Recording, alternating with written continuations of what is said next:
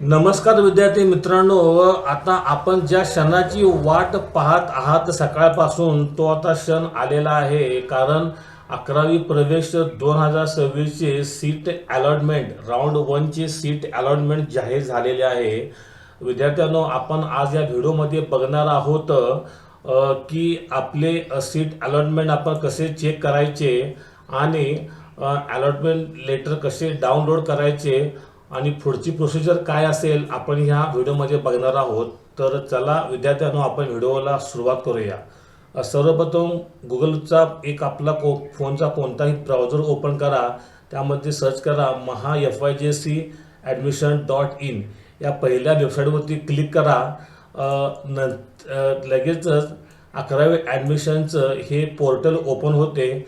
आपणास जो application ID मिळाला आहे तो आणि आपण सेट केलेला पासवर्ड टाका आणि कॅप्चा टाकून इथे लॉग इन करून घ्या. इथे लॉग इन करून घेतल्यानंतर आपली जे काय डिटेल आहे आपण फॉर्म भरल्याची ते पूर्ण दिसून जाते. सेल्फ व्हेरीफाईड आहे, नॉट ॲडमिटेड आहे.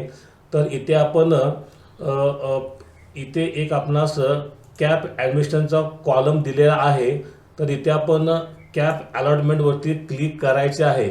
तर इथे आपण कॅप अलॉटमेंटवर क्लिक केल्यानंतर आपण बघू शकत आहात की इथे आपणास दिसून जाईल की आपणास कोणते कॉलेज मिळाले आहे.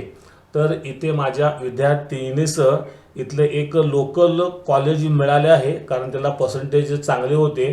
पहिल्या राऊंडमध्ये त्याला सीट अलॉट झाली आहे.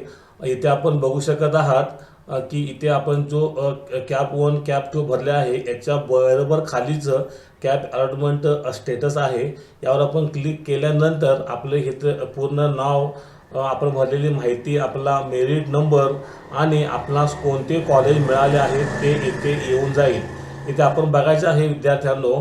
तर ॲडमिशन शेड्यूल कसं आहे, इथे 29/5/2026 म्हणजे 11 वाजता आज आपणास हे अलॉटमेंट झालेले आहे आणि आपण ॲडमिशन हे 3/6/2026 पर्यंत 18 म्हणजे 3/6/2026 संध्याकाळी 6 वाजेपर्यंत घ्यायचे आहे.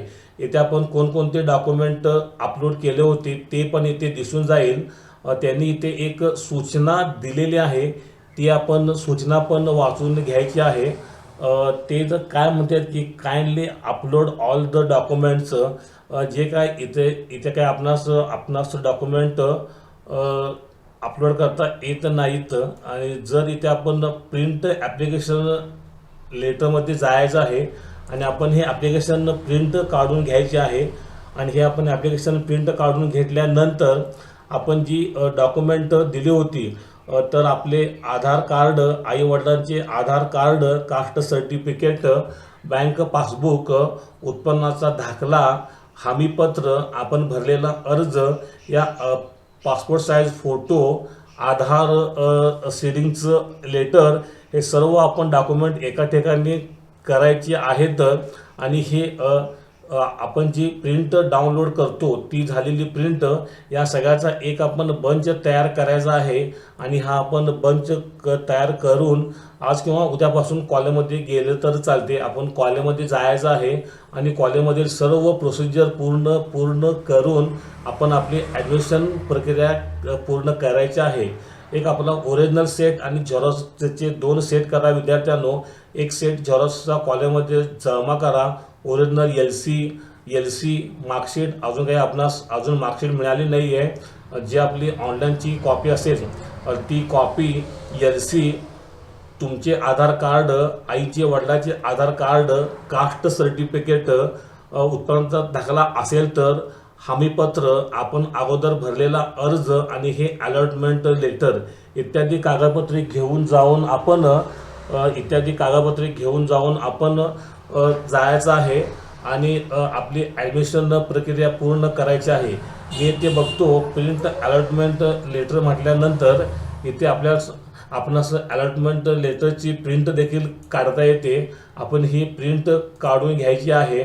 इथे आपण प्रिंट काढण्याचा आपणास ऑप्शन येतो, तर आपण ही प्रिंट काढून घ्यायची आहे. इथे प्रोसेस फॉर ॲडमिशनचा अजून कॉलम दिसत नाही आहे. प्रोसेस फॉर ॲडमिशन म्हटल्यानंतरच आपले इथे ॲडमिशन कन्फर्म होणार आहे। तर विद्यार्थ्यांनो, हा एक व्हिडिओ होता की आपल्याला असं सांगण्यासाठी आपण अलॉटमेंट कसे चेक करायचे आणि अलॉटमेंट लेटर आपण काढल्यानंतर पुढची प्रोसेस कशी करायची। विद्यार्थ्यांनो, हा व्हिडिओ आवडला असल्यास माझ्या चॅनलला लाईक करा, शेअर करा आणि सबस्क्राईब करा। धन्यवाद, थँक्यू।